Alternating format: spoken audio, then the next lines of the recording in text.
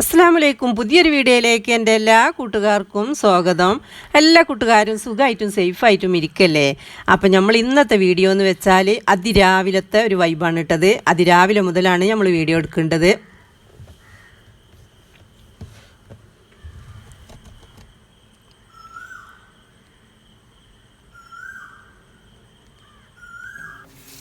അപ്പോൾ വീഡിയോ ഫുള്ളായിട്ട് കാണാൻ ശ്രമിക്കട്ടാ. അപ്പോൾ ഇന്നത്തെ വീഡിയോ എന്ന് വെച്ചാൽ നമ്മൾ വീടിനും വീട്ടുകാർക്കും അറിഞ്ഞിരിക്കേണ്ട കുറച്ച് ക്ലീനിങ് ടിപ്പുകളും ട്രിക്കുകളും ആയിട്ടാണ് നമ്മൾ വന്നിട്ടുണ്ടത്. അപ്പോൾ വീഡിയോ ഫുള്ളായിട്ട് കാണാൻ ശ്രമിക്കുക. അപ്പം നമ്മൾ അതിരാവിലെ നമ്മൾ എണീറ്റ് ചിലവർ ബാത്റൂമിലേക്ക് പോകും, ചിലവർ ബ്രഷ് എടുത്തുകൊണ്ട് പല്ല് തേക്കാൻ ഒരുങ്ങും. അപ്പോൾ നമ്മൾ അതിൻ്റെ ഒക്കെ മുമ്പായിട്ട് നമ്മൾ ചെയ്യേണ്ട ഒരു കാര്യം ഉണ്ട് കേട്ടോ. നമ്മൾ നല്ലോണം നമ്മളെ കൈ നന്നായി തേച്ച് കഴുകുക. നല്ലതായിട്ട് സോപ്പിട്ടുകാണ്ട് കഴുകി നമ്മളെ നഖങ്ങളൊക്കെ നല്ലോണം എരുതി കഴുകുക കേട്ടോ. അത് നമ്മളെ ആരോഗ്യത്തിന് നല്ലൊരു ടിപ്പാണ് ഇട്ടത്, നല്ലൊരു കാര്യമാണത്. അത് നമ്മളിങ്ങനെ ജീവിതത്തിൽ നമ്മൾ ഇങ്ങനെ പകർത്തി കൊണ്ടുവന്നാൽ എന്താ വെച്ചാൽ നമ്മൾ വാഷ് ബേസിൻ്റെ അടുത്ത് എപ്പോഴും സോപ്പ് ഉണ്ടാവും. ആ സോപ്പിട്ടുകാണ്ട് നന്നായി കഴുകി വരുന്നത് നന്നായി. അതിന് ശേഷം ബ്രഷ് കോൾഗേറ്റൊക്കെ എടുക്കുക എന്നല്ലാതെ ആദ്യം തന്നെ അത് ചെയ്യരുത്. അപ്പോൾ ആദ്യം തന്നെ നമ്മളിങ്ങനെ ശീലമായി ഇങ്ങനെ കുറച്ച് ശീലമായി വരാൻ കുറച്ചൊരു ബുദ്ധിമുട്ടുണ്ടാവും. പിന്നെ നമ്മളിങ്ങനെ യാന്ത്രികമായിട്ട് നമ്മളിങ്ങനെ ചെയ്തു പോരുട്ടാ. കുട്ടികൾക്കൊക്കെ അത് പറഞ്ഞ് പഠിപ്പിച്ച് കൊടുക്കുക. അപ്പോൾ ഇങ്ങനെ കുറച്ചൊക്കെ ഒന്ന് കഴിയുമ്പോൾ ഇങ്ങനെ ശരിയായി വരും. എന്താണെന്ന് വെച്ചാൽ നമ്മൾ ഉറങ്ങിക്കഴിഞ്ഞാൽ പിന്നെ നമ്മളെ ബോധം പോയി. പിന്നെ നമ്മളെ കയ്യോടെ അവിടെയും ഇവിടെയൊക്കെ മാന്ത ചൊറിയൊക്കെ ചെയ്തിട്ടുണ്ടാവും. വല്ല മുറിവ കാര്യങ്ങളൊക്കെ ഉണ്ടെങ്കിൽ നമ്മളിങ്ങനെ മാന്തിയോണം ചൊറിഞ്ഞോണമൊക്കെ നിന്നിട്ടുണ്ടാവും. അപ്പോൾ അതൊക്കെ ഒന്ന് പോയി കിട്ടാൻ ഏറ്റവും നല്ലതാണ് കേട്ടോ. അപ്പോൾ ഇനി രണ്ടാമത്താട്ടെ നമ്മൾ പറയേണ്ടത്, നമ്മളെ ബെഡ്റൂം വിടണീൻ്റെ മുമ്പായിട്ട് നമ്മൾ ആ ബെഡ്ഷീറ്റ് നന്നായി തട്ടിയിട്ടുകാണ്ട് ബെഡ്ഷീറ്റിൻ്റെ 4 തലക്കലും ഇങ്ങനെ ഓരോരോ കെട്ട്. ഞാൻ ആദ്യമൊക്കെ ഒരു വീഡിയോയിൽ പറഞ്ഞിരിക്കണേ 4 കെട്ട് കെട്ടിയാൽ നമ്മൾ ബെഡ്ഷീറ്റ് നീങ്ങി പോവുകയെന്ന് ചേട്ടാ. നമ്മൾ ബെഡ്റൂമിൽ നിന്ന് ഇറങ്ങണം മുമ്പായിട്ട് നമ്മൾ ഈ ബെഡ്ഷീറ്റാണ് തട്ടി മടക്കിയാൽ പിന്നെ നമുക്കത് ഭയങ്കര ഒരു ഭാരമാവില്ല. പിന്നെ അത് അടിച്ചു തരാൻ വരുമ്പോൾ പിന്നെ അത് തട്ടി നന്നാക്കല്ലേ, അതിനേക്കാളും നല്ലൊരു പണിയാണിട്ടത്. അപ്പോൾ നമ്മളൊരു ഭാരം ചുരുങ്ങിയ മാതിരി ഉണ്ടാവും. നമ്മൾ ആ നീച്ചുകാണ്ട് നമ്മൾ ലാസ്റ്റ് ആരെ ഇറങ്ങിപ്പോയിന് കുട്ടികൾക്കൊക്കെ ശീലാക്കി കൊടുക്കണം. ലാസ്റ്റ് ബെഡിൽ നിന്ന് ആരാ പോരുന്നത് വെച്ചാൽ ഒരു ബെഡ്ഷീറ്റ് തട്ടി ഇടുക എന്നുള്ളത്. അപ്പോൾ നമുക്ക് റൂം കാണാൻ തന്നെ നമുക്കൊരു വൃത്തിയും വെടുപ്പും ഒക്കെ തോന്നൂട്ടാ. അപ്പോൾ നന്നായി ബെഡൊക്കെ ഇതാക്കി വരുമ്പോൾ പിന്നെ അടിച്ചു തരാൻ വരുമ്പോൾ നമുക്ക് വേഗം അടിച്ചേരി പോവാം. മറ്റേ അടിച്ചു തരാൻ ചൂല് വെച്ച് കണ്ടല്ലോ ഇത് നീർത്തലും മടക്കലൊക്കെ. ഇനി അടുത്ത ടിപ്പാട്ടെ നമ്മൾ പറയുന്നത്, നമ്മളെ ബെഡ്റൂമിൻ്റെ ജനവാതിൽ 2 പുറത്തേക്കാണ് തുറന്നിട്ടാ. ഫുള്ളായിട്ട് തുറന്നിട്ടില്ലെങ്കിൽ ഓരോ പൊളിയെങ്കിലും തുറന്നിടുക. അത് ഒന്നായിട്ട് ഒറ്റയ്ക്ക് തുറന്നിട്ടും കാര്യമില്ല. അപ്പോൾ അതിൽ നമുക്ക് നല്ല ഉപകാരമുള്ള 4 സംഗതി ഉണ്ട് കേട്ടോ. ഒന്ന്, നമ്മളെ റൂമിൽ ശ്വാസവായി തങ്ങി നിൽക്കുന്നുണ്ടാവും. അത് പുറത്തുള്ളൊന്നും ആരെയും വരുന്നവർക്ക് ഭയങ്കര ഒരു ബാഡ് സ്മെല്ലായിട്ട് മാറും കേട്ടോ. നമുക്കത് സ്മെല്ല് കുഴപ്പമുണ്ടാവില്ല. പിന്നെ രണ്ടാമത്തെ കാര്യം, മാറാല കിട്ടൂല.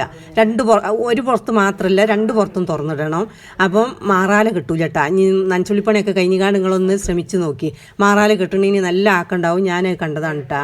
പിന്നെ മൂന്നാമത്തെ കാര്യം, റൂമിൻ്റെ ഉള്ളിൽ സ്റ്റേ ചെയ്ത കൊതുകുകളുണ്ടാവും. അവർക്ക് പോകാൻ ഒരു സൗകര്യം ചെയ്ത് കൊടുക്കുക.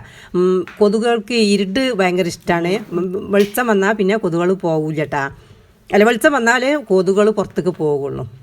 പിന്നെ നാലാമത്തെ കാര്യം, നമ്മൾ ചേട്ടൻ ചെയ്ത്താനെന്നൊക്കെ പറയില്ലേ, അതൊക്കെ റൂം തുറന്നിട്ടാൽ അതിൻ്റെയൊക്കെ ശല്യം ഇല്ലാതെ നിൽക്കുള്ളൂ കേട്ടോ.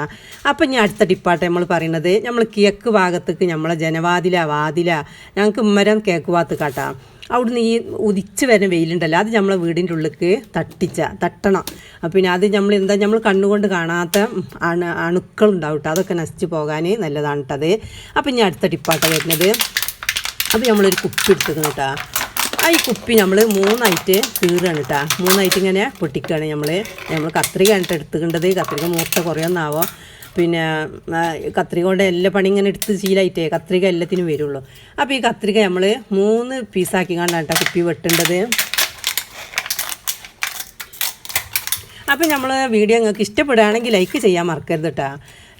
സബ്സ്ക്രൈബ് ചെയ്ത് സപ്പോർട്ട് ചെയ്യാനും മറക്കരുത്. സബ്സ്ക്രൈബ് ചെയ്യാത്തവരാരെങ്കിലും ഉണ്ടെങ്കിൽ അപ്പോൾ സബ്സ്ക്രൈബ് ചെയ്ത് കാണാൻ ബെല്ലൈക്കൻ്റെ ഓളും കൂടി ഒന്ന് പ്രസ് ചെയ്യാനും മറക്കരുത് കേട്ടോ. അപ്പോഴേ ഞാൻ ഇടുന്ന നോട്ടിഫിക്കേഷൻ എടുത്തേക്ക് എത്തുള്ളൂ, വീഡിയോൻ്റെ നോട്ടിഫിക്കേഷൻ എത്തുള്ളൂ കേട്ടോ. അപ്പോൾ നമ്മൾ ഈ കുപ്പി 3 കീറാക്കിയില്ലേ, അപ്പോൾ നടുത്തത് ഞാൻ ചൂലുണ്ടാക്കി വെച്ചതാണ് കേട്ടത്. അപ്പോൾ നമ്മളെ വീട്ടിൽ ഒരു നിർബന്ധമായിട്ടും നമ്മളെ വീട്ടിൽ 2 ചൂല് ആവശ്യമാണ്. എന്താ ഈർക്കിൾ ചൂലും വേണം, പുൽച്ചൂലും വേണം കേട്ടോ. അപ്പോൾ അത് നിർബന്ധമായിട്ട് നമ്മൾക്ക് ആവശ്യമാണ്, അത് വേണേന്. അപ്പോൾ അത് ഇങ്ങനെ കെട്ട് കഴിയാതെക്കാനുള്ള ട്രിക്കാണ് കേട്ടോ നമ്മൾ കാണിക്കേണ്ടത്. അപ്പോൾ ഈ നടുത്തതുണ്ടല്ലോ, അതിലാണ് കേട്ടോ നമ്മളിത് ഇട്ട് കൊടുക്കേണ്ടത്.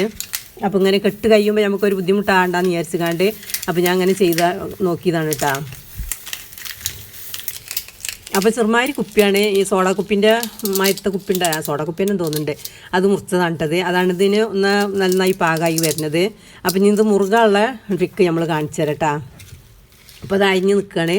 അപ്പം ഇനി ഇത് നമുക്ക് മുറുക്കണം. അപ്പോൾ നമ്മളൊരു മെഴുകുതിരി ഉണ്ടായിട്ടാ. അപ്പോൾ അത് കത്തിച്ചതാണ്. വിളക്കാം മെഴുകുതിരി എന്തെങ്കിലും കത്തിച്ചുകാണ്ട് നമ്മളിതുമ്മൽ ഇങ്ങനെ വെല്ലം ഒന്നാണ് കാട്ടി കൊടുക്കാൻ കേട്ടോ. കൈമലൊന്നും ആവരുത്, പ്ലാസ്റ്റിക്കാണ്, ഒട്ടും കൈ മുറിയാവും, കൈ പൊള്ളിച്ചൊക്കെ ചെയ്യും കേട്ടോ. അപ്പോൾ വെല്ലം അങ്ങനെ ഒന്ന് ഉരുക്കിക്കാണ്ട് നമ്മൾ നല്ലൊരു ശീല അതിൻ്റെ അടുത്ത് കൊണ്ടുവന്ന് വെച്ചിട്ടാ.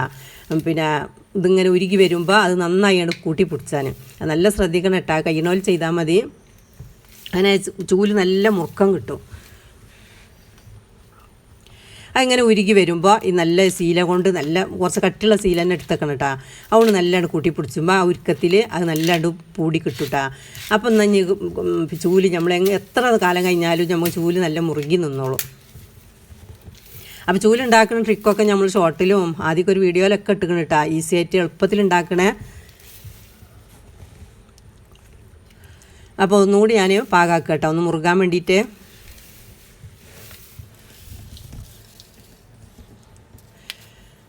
അപ്പോൾ അതുകൊണ്ട് നല്ലതായിട്ട് പൂട്ടി പിടിച്ചുമ്പോഴേ ആ ചൂട് തന്നെ ഒന്നുണ്ട് ഉരുകി ഒന്ന് നല്ലതാണ് പാകമായി വരും കേട്ടോ. അപ്പം നല്ല ചൂലിന് നല്ല മുറുക്കും ഉണ്ടാവും, കൈക്ക് പിടിക്കാൻ നല്ലൊരു സുഖം ഉണ്ടാവും കേട്ടോ. അത്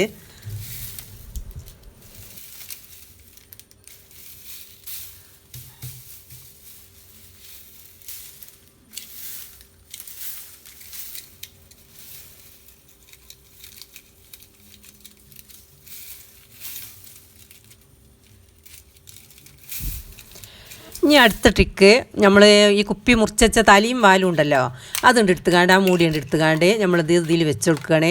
ഇത് ചിലവരൊക്കെ ചെയ്തിക്കണം കേട്ടോ. ഇനി കാണാത്തവരുണ്ടാച്ചിട്ടാണ് ഞാൻ ചെയ്ത് കാണിച്ചു തരുന്നത്. അപ്പോൾ അതിൻ്റെ മേലെ ഇങ്ങനെ സോപ്പ് വെച്ചാൽ ഈ സോപ്പ് നമ്മൾ ഈ കൈ കഴുകണ ബേസിൻ്റെ അടുത്ത് കൊണ്ടുപോയേക്കാൻ പോവാണ് കേട്ടോ. അപ്പോൾ ഇങ്ങനെ അതിക്ക് വെള്ളം ഇങ്ങനെ സോപ്പ് അലിയുമ്പോഴേ അതിങ്ങനെ അടിക്ക് ഇറ്റിക്കോളും. അപ്പോൾ സോപ്പ് അലിയാതെ ഇങ്ങനെ നിന്നോളും. പിന്നെ നമ്മൾ വീട്ടിൽ ഞാൻ പറഞ്ഞില്ല ഒരു പുൽച്ചൂല് വേണമെന്ന്. ഈ പുൽച്ചൂല് നമ്മൾ റബ്ബർ ഇട്ടുകാണ്ട് ആ നടുക്കൊന്നുകൊണ്ട് മുറിക്കാൽ ചൂല് വാങ്ങുമ്പോൾ ഇങ്ങനത്തെ ചൂല് വാങ്ങിക്കൊള്ളിട്ടാ. ചില ചൂലുണ്ടല്ലോ ഈരിങ്ങനെ കൊയ്യണത്, അത് വെറുതെ ആണത്, അത് വേഗം കേടുവരും ചെയ്യും. ഇപ്പം ഇങ്ങനത്തെ ചൂല് നന്നായി ഇറങ്ങുന്നുണ്ട്. മറ്റേ ഇതിങ്ങനെ ഈ എണ്ണാച്ചുകളൊക്കെ കൊണ്ടല്ലുള്ളൂ, ഇനിയിപ്പോൾ കടാളിൽ തന്നെ കിട്ടുന്നുണ്ട് കേട്ടോ.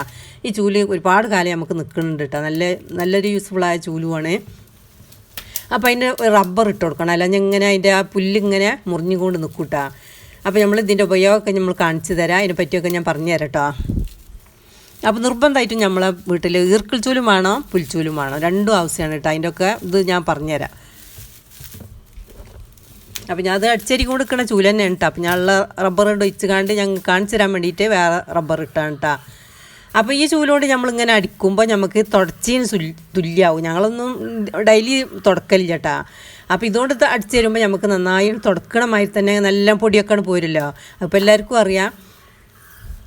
അപ്പോൾ തുടക്കണ ദിവസം നമ്മൾ ഈ ചൂല് വല്ലാതെ എടുക്കലില്ല. അതുകൊണ്ട് അടിച്ചു തരിക പിന്നെ തുടക്കാനും സുഖമാണ്. പിന്നെ കുറച്ച് സമയം പിടിച്ചെന്നുള്ളൂ. അതിങ്ങനെ അടിക്ക് നല്ലാണ്ട് ആയി പോരുന്നതല്ലേ.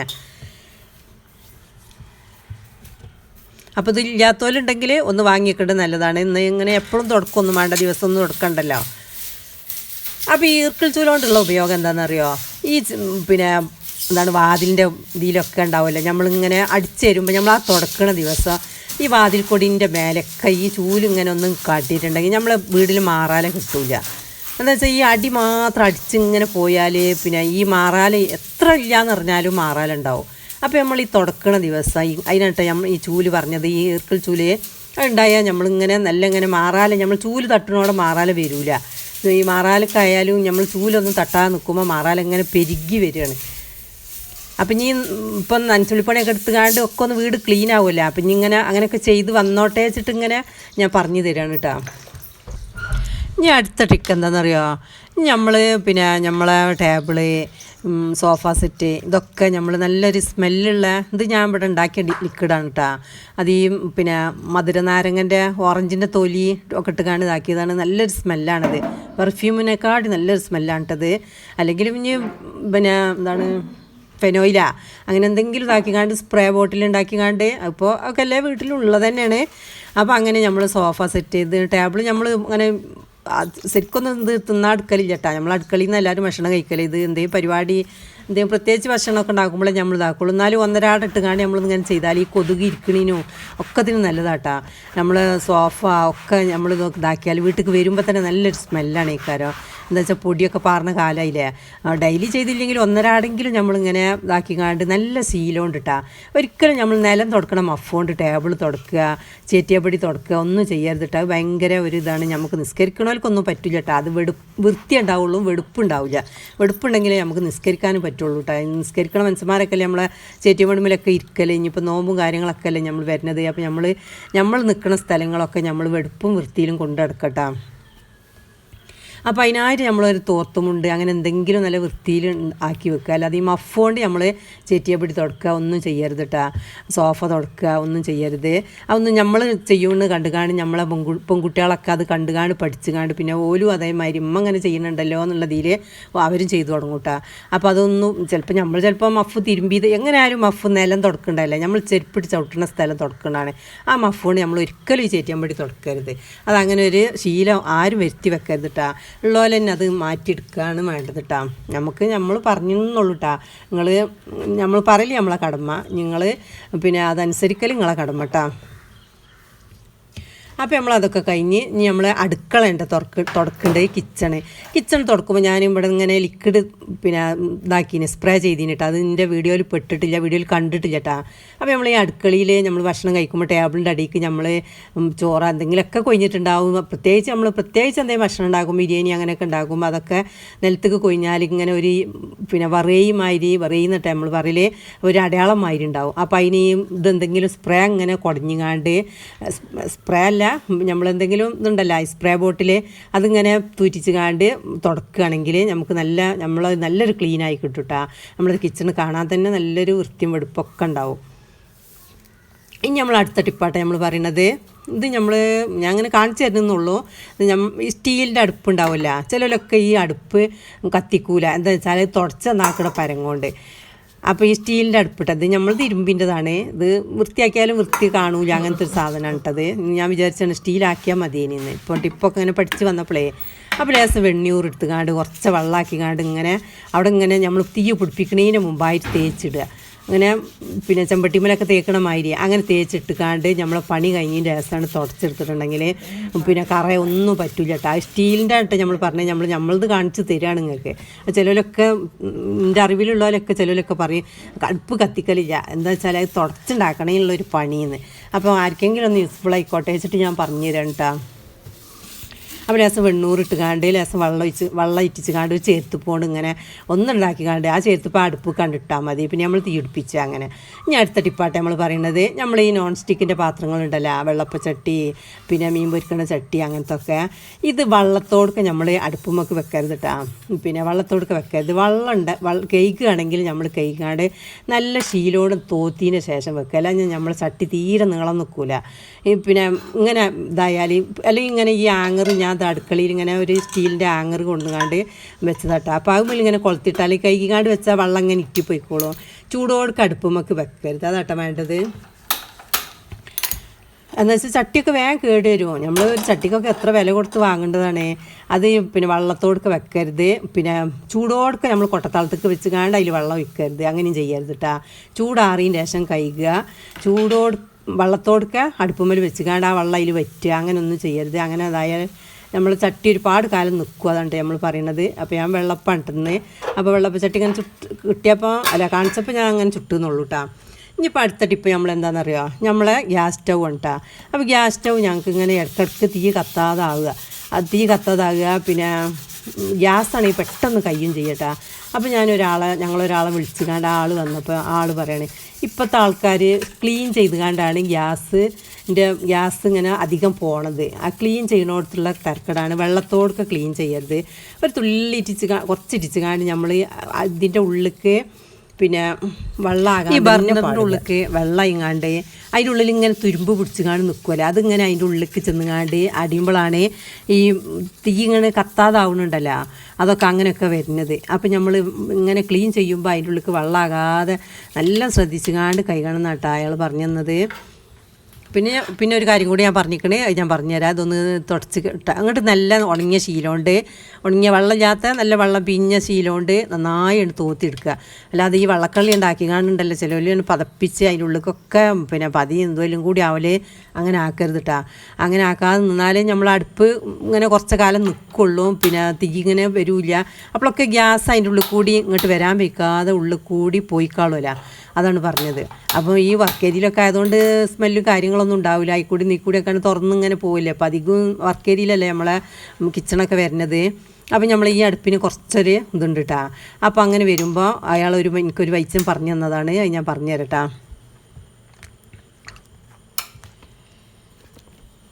അപ്പോൾ നമ്മൾ ഈ ഇലക്ട്രിക്കിൻ്റെ വയറുണ്ടല്ലോ, പിന്നെ അത് എടുക്കുക. ഇതുണ്ട് ഞാൻ അതിൻ്റെ ആ ബർണർ ഉണ്ട് എടുത്തുക്കണം കേട്ടോ. എന്നിട്ട് പിന്നെ ഇതിൻ്റെ കറണ്ടിൻ്റെ വയറുണ്ടല്ലോ, ഇലക്ട്രിക്കിൻ്റെ വയറ്, അതെടുത്തുകാണ്ട് അതിൻ്റെ ഉള്ളിൽ നിന്ന് ഒരു നാരുണ്ട് എടുക്കണം കേട്ടോ. അത് നന്നായി തുടച്ചെടുത്ത് എന്തൊക്കെ ഉണ്ട് ഈ വയറ്, അതിൻ്റെ ഉള്ളിൽ നിന്ന് ഒരു കമ്പി ഉണ്ട് എടുക്കണം കേട്ടോ, ഒറ്റ കമ്പി. നമ്മൾ കത്തിയോണ്ട് ഇങ്ങനെ ഉണ്ട് ആക്കിക്കാണ്ട് എടുത്താൽ മതി. അപ്പോൾ നമ്മൾ ഫീസൊക്കെ കിട്ടൂലേ അതിൻ്റെ ആ വയറിട്ടാ. ഫീസ് കെട്ടാൻ വേണ്ടിയിട്ട് ഞങ്ങൾ ഇങ്ങനെ എപ്പോഴും എടുത്ത് വെക്കേണ്ടതാണ്, ചില നേരത്തൊക്കെ ഫീസ് പൊട്ടിക്കാളും. അപ്പോൾ അതാവുമ്പോൾ നല്ല വില ഉണ്ടാവും, മുറിഞ്ഞു പോവില്ല.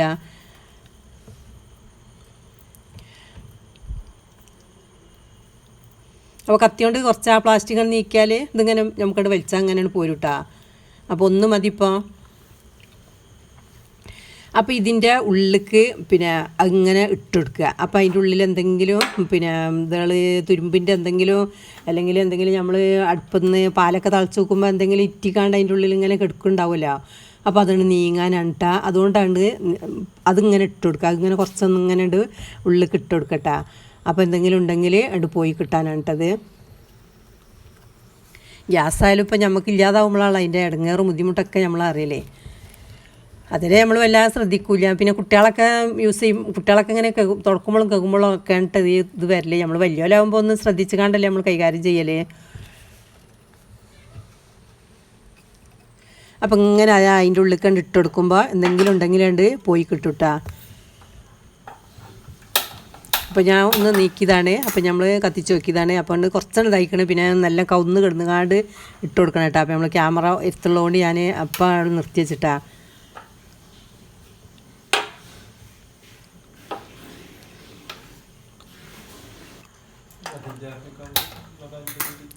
അപ്പം ഇനി നമ്മൾ ഈ ഇതുണ്ടല്ലോ ബർണർ, അത് ഇടയ്ക്കിടയ്ക്ക് പിന്നെ സോപ്പ് വെള്ളത്തിലോ അല്ലെങ്കിൽ എന്തെങ്കിലും ലിക്വിഡ് ഒഴിച്ചങ്ങാണ്ട് അത് നന്നായി തിളപ്പിക്കാൻ പറഞ്ഞു എന്നോട്. ഇടയ്ക്കിടയ്ക്ക് ഇങ്ങനെ ചെയ്തോളുണ്ട്. അപ്പോൾ എന്തെങ്കിലും തുരുമ്പുകളൊക്കെ ഉണ്ടെങ്കിൽ ആ തിളപ്പിക്കൽ തന്നെയാണ് പോയി കിട്ടുട്ടാ. എന്തെങ്കിലും ലിക്വിഡോ എന്തെങ്കിലും ഒഴിച്ചു കൊടുത്താൽ മതി, എന്തായാലും കംഫർട്ട് എന്തായാലും മതി, ഒന്ന് തിളപ്പിച്ചാൽ മതി. പിന്നെ നമ്മൾ ഈ സ്റ്റൗ ഉണ്ടല്ലോ അതിങ്ങനെയാണ് പൊന്തിച്ച് കാണ്ട് ചോട് തുടക്കുമല്ലോ, അപ്പോഴൊക്കെ നന്നായി ശ്രദ്ധിക്കണം കേട്ടോ. എന്താ വെച്ചാൽ ആ വയറിങ്ങനെ ഇളകിങ്ങാണ്ട് അതിൻ്റെ ഉള്ളിൽ കൂടി പിന്നെ ഗ്യാസ് പോകൽ തുടങ്ങും.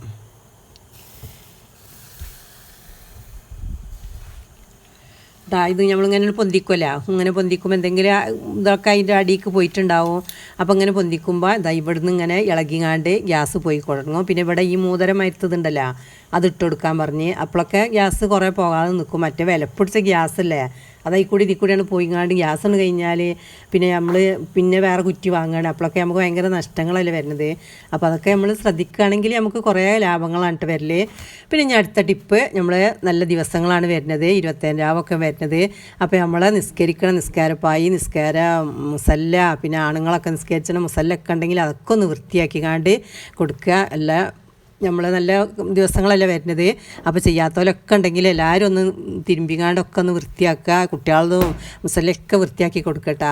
അപ്പം നമ്മൾ വീഡിയോ ഒക്കെ അത്രയൊക്കെ തന്നെ ഉള്ളൂ കേട്ടോ. നിങ്ങൾക്ക് ഇഷ്ടപ്പെട്ടാൽ ലൈക്ക് ചെയ്യാനും ഷെയർ ചെയ്യാനും നിങ്ങളെ ഫാമിലി ഗ്രൂപ്പൊക്കെ ഇട്ടുകാണ്ട് നമ്മളെ സപ്പോർട്ട് ചെയ്യാനും ഒന്നും ആരും മറക്കരുത്, മടിച്ച് നിൽക്കരുത്.